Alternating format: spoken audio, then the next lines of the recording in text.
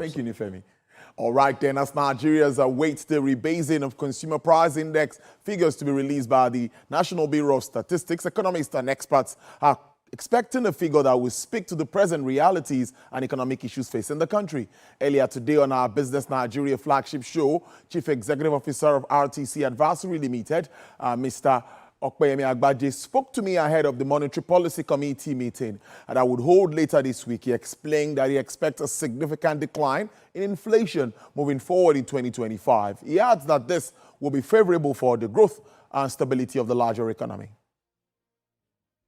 Concerning inflation, you might want to divide 2025 into two halves. That's the way my mind is working.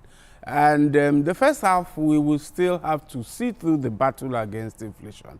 I'm positive that in the second half, we may begin to see the drop that we want.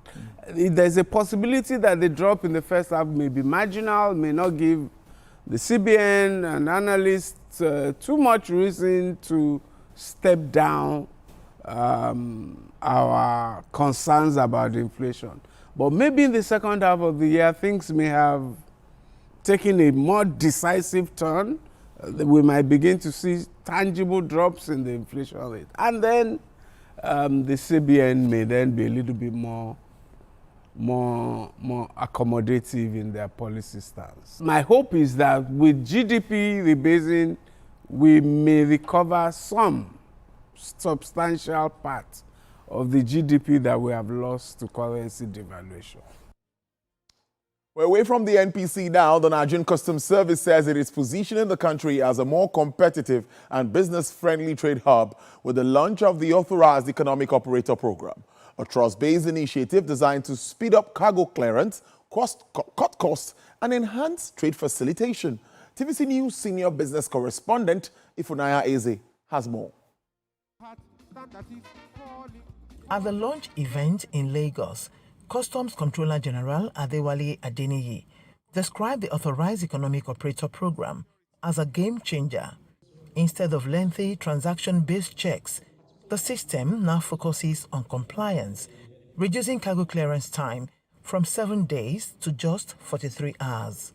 Through the program, certified operators gain access to streamlined customs procedures, reduce physical inspection and priority treatment during customs clearance processes, while customs authorities benefit from enhanced risk management and more efficient resource allocation. Industry leaders are backing the initiative, saying it aligns with President Bola Tinubu's vision of growing Nigeria's economy to $1 trillion by 2030. As we integrate into the global trade ecosystem, the AEO program, it stands as a pivotal initiative that will not only boost our national revenue, but also solidify Nigeria's position as the preferred trade hub in West Africa. We are focusing on efficiencies, how to improve our productivity so we could do better as a country, so we can compete better, because I have a lot of competitors who are doing all they can to beat us. But with the kind of effort we are seeing from the CG, we can be sure that Nigeria, in not so distant future, will be the hub. So many of these innovations are improving the sector. I know that Mr. President must be very happy with you over what you're doing, because for the first time we have a president who is focused on the economy, on improving the economy and diversifying the economy from the oil dominance to the non-oil sector. And all of these initiatives are geared towards improving the sector. As proof of his success, 6 companies that participated in the pilot phase received their Authorized Economic Operator certifications. Ifunanya Eze, TVC News, Lagos. From port issues to the stock market, where the market applied brakes today to its ongoing price jumps in various trade sectors. The market index came down by 0.11% at the close of transactions, throwing losses on investors. Eternal Oil was the heaviest price losers in the market, followed by Coverton Aviation, Cornerstone Insurance, CNR Leasing, and Ella Lakes. Companies that made gains in the market included Cadbury, and I'm aware, Africa Prudential Insurance, Dangote Sugar, and Computer Warehouse Group. Away from Nigeria, Asian shares market moved higher today as Hong Kong tech sector slowed the limelight as Japanese economic growth contrasted with weak U.S. Retail sales reports to lift the yuan on the dollar. Investors were relieved that major tariffs had not been introduced, and MSCI's broadest index of Asian Pacific shares outside Japan fell 0.34%. South Korea shares added 0.6%. Taiwan rallied 1.5%. Chinese blue chips were 0.06% lower, with moves led by the Hong Kong market, which jumped 7% last week. The Pan-European Stock 600 Index has also been attracting global funds, having climbed for 8 straight weeks to being up 8% since the turn of the year. Eurostock 50 futures held steady, with DAX futures which rose 0.08%. FTSE futures gained 0.04%.